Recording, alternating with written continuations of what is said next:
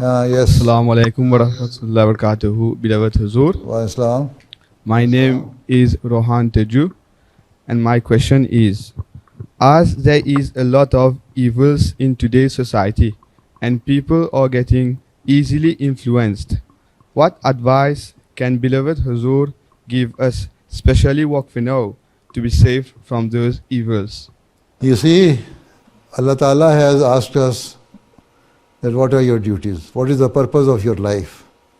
And that is to worship Allah. And when you worship Allah properly, 5 times daily, Allah Ta'ala says that salat and namaz is the way of saving you from the bad effects of the evils of the society. Right? That is the claim of Allah Ta'ala, that if you are properly observing prayer, then you will be saved from the bad effects of the evils of the society. Yeah? So, your first and foremost duty is that you follow the commandment of Allah and be a good Muslim. And know your basic requirement of your existence. And that is, as I have said, is to pray to Allah and discharge your duties towards Him, and then you discharge your duties towards your fellow being.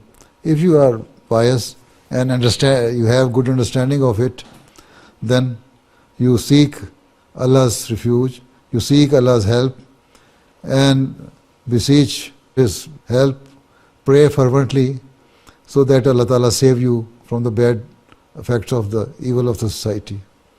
And also try to avoid them. Not that you are saying that you are offering 5 times daily prayer and go to the bar and go to the club and go to the some other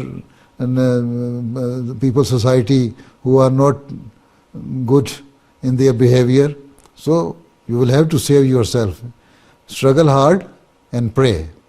This is how you can save yourself from the bad effects of the evil of the society. Right?